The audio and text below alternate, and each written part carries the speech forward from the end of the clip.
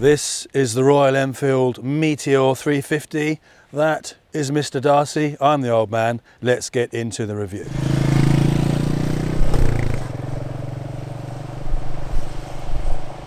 Now, if you've been watching the channel for a while, or maybe you haven't, you may have come across my review of this bike when it first came out.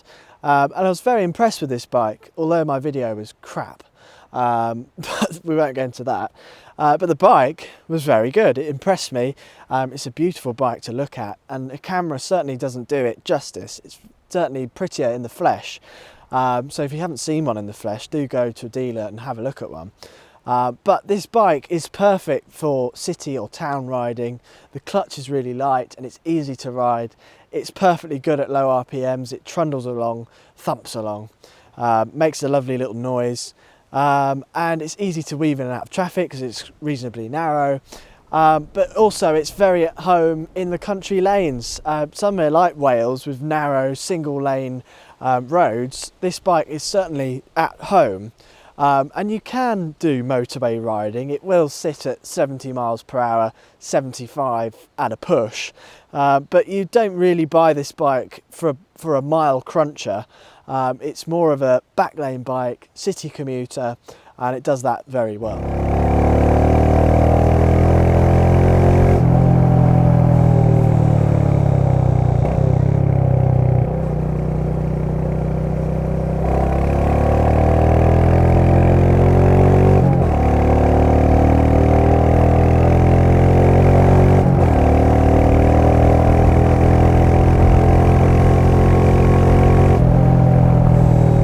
Royal Enfield Meteor 350 is very good value for money.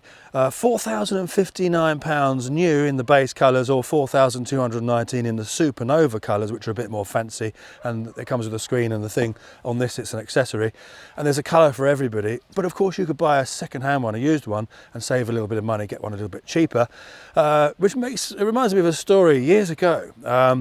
I bought a used car. It was a Ford Mondeo about 20 years ago or something, and I bought it from a very fancy house. It was parked outside. I thought, well, it's got to be all right. A year later, I got a knock on the door from Trading Standards, and they said, excuse me, do you realise this car has been clocked? We've arrested these people, and they're basically selling cars that they've wound the mileage back. If only I could have checked that online like you can now. What you need is Car Vertical. Now, Car Vertical is an online vehicle history checker, and it works for cars and motorbikes alike. It works in 35 or so different countries, and all you need is the VIN number or the number plate of the vehicle to do a check, whether it's a bike or car that you're looking to purchase, or maybe one you already have bought and you think there's something a bit fishy about it. Then you can go onto Car Vertical, do a report, and it will scan through loads of different databases, car auction databases, crash databases that you wouldn't have access to normally, and give you a thorough report. Now, I've got an example here of a Triumph from 2016, and you could see on this report that there's no recorded theft, there's no mileage fraud like on your old Ford Mondeo, and the financial legal status is correct. However, there was some damage, so this vehicle was marked as an insurance write-off, and you can see down on the report that it's category N, so it's non-structural damage, so you know that it wasn't really bad, you know, the frame bent in half. And you can also see up here photos of the bike, so you can see it perhaps when it was written off, as well as now looking much better.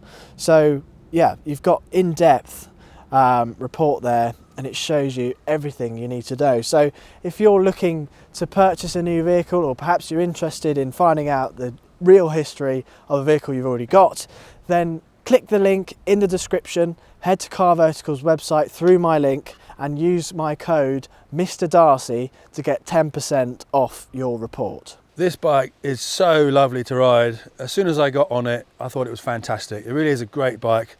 And if you follow the channel, you'll know I love the classic 350. which shares the same chassis, engine, gearbox and many of the same components, and I absolutely adore that motorcycle.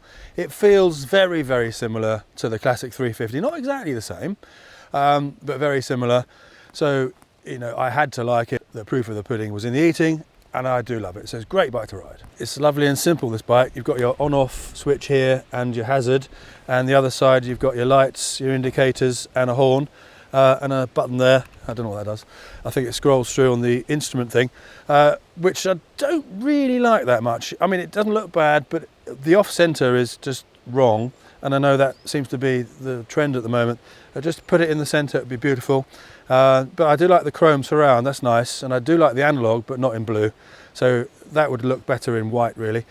And you've got this little trip thing, Royal Enfield sat-navy thing that you have to connect to your phone. I'd rather not take my phone anywhere, so for me that's no use, but if you like sat-naving on your phone, you can connect it up wirelessly, I think. I don't know, I never tried it. I'm not going to try it, but it's there if you want it. Now, I actually disagree with that, because I'm not ancient, I quite like using my phone as a sat-nav, and I think this is quite a good little thing. It's a nice, simple design.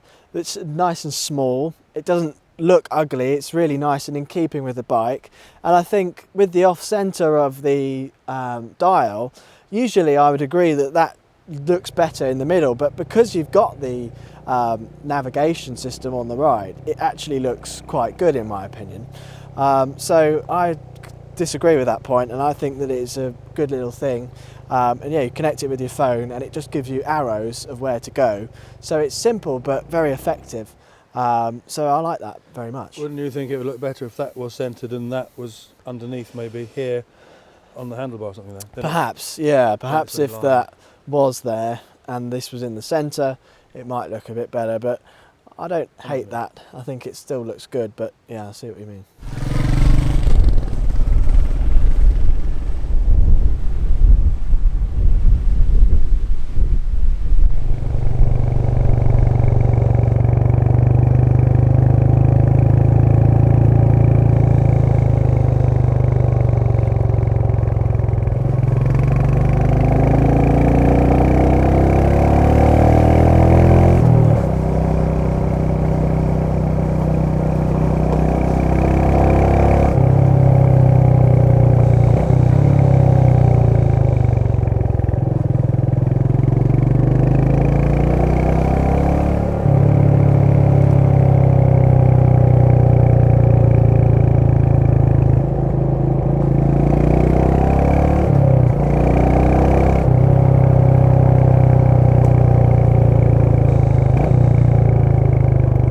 The Meteor 350 has a USB port just under the clutch lever, and it's a very good position. It's the perfect position to have it in. And if someone didn't point it out to me, I probably wouldn't have known it was there, to be honest. It's nice and tucked away, so it's not an eyesore like it can be.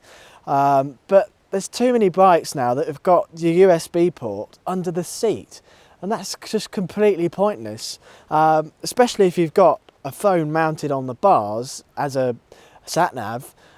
You've got to run a cable from the seat to the bars, and if you've got the normal cable that comes with your phone, which is usually 1 metre, it's not long enough, so you've got to buy a longer cable, and then the longer cable is dangling around. It could be dangerous, it could catch on something, maybe go in the chain, you never know, and rip your phone off. So I think that's a stupid design, and this is a very good design. Now, the Meteor 350 is a reasonably small bike, and it does look small, but it doesn't feel too small when you're riding it. It's quite a nice riding position. It's slightly foot forward position. They call it forward controls, but they're not that forward. They're probably just a little bit further forward than the mids, but it's not like a Harley when you're right there. But yeah, it's very comfortable. I'm 6'1", thereabouts, and this is what I look like on the bike. So you can see that I don't know whether it looks small underneath me or not, but it feels nice and comfortable, so no complaints there. Of course, looks are subjective, so comparing this to the classic 350, we'd like to know which one you prefer the look of. Personally, I prefer the classic 350. I think it's absolutely beautiful, timeless, classic, wonderful. This is a little bit more modern. It's got a kind of a 1980s appeal to it to me. I remember when I used to have a BMX bike years ago and they first brought out the sort of alloy wheel, which was similar to this, and everyone went mad for it because spokes were just the only thing you could get. It sort of reminds me of that a little bit. So it's more of a retro modern than a classic bike. But of course, it's nice to have choices, isn't it? So let us know what you think of the looks of this bike. We've had a couple of questions that people wanted to answer about the bike. One of them being, how good is it with a pillion on the back? It's actually very comfortable, which you wouldn't expect, especially with Donkey Kong on the back. But it's perhaps with someone of this size on the back, it might struggle a bit. But if you've got a lighter passenger, then it'd be much easier to ride. But it's good to know that perhaps if you're in a town and you want to hop to the bar or the cafe with your friend on the back, that it's very comfortable and easy to do so.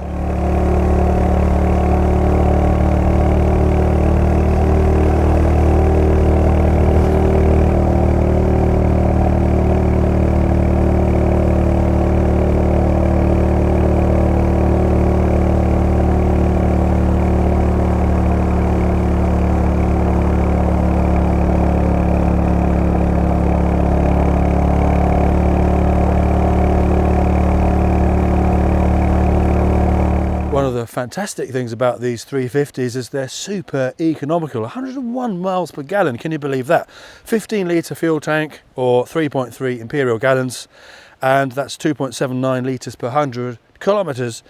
Fantastic, absolutely fantastic.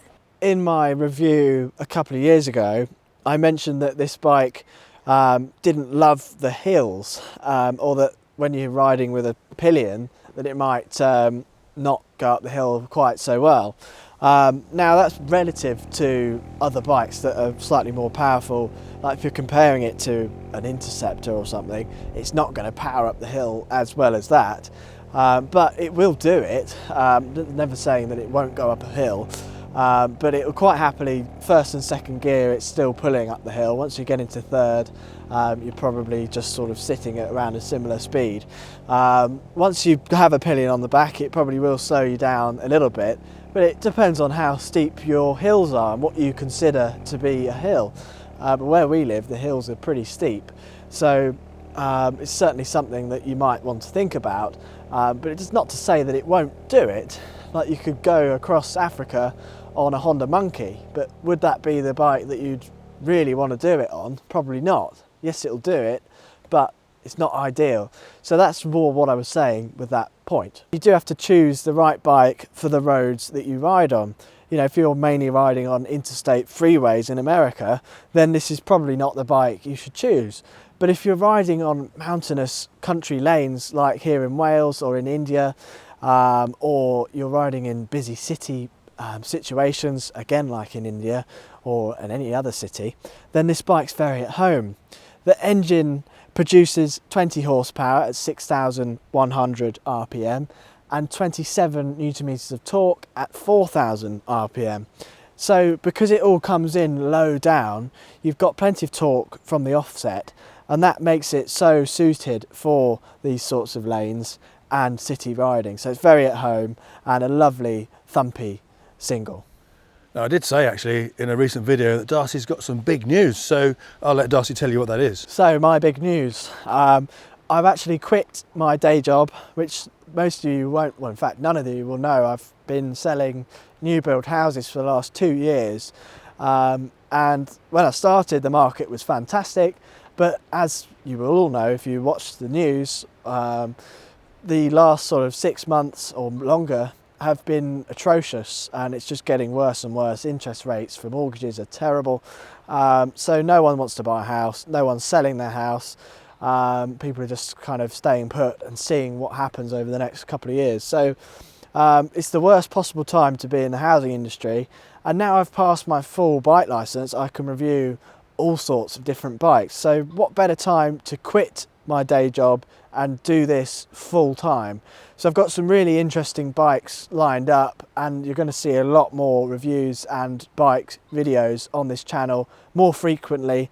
So stay tuned. And one of those bikes is probably the most requested bike we get asked to review on this channel. So I'm very excited for that one, but I'm not going to tell you what it is yet because I don't want to jinx it. So you'll have to wait and see.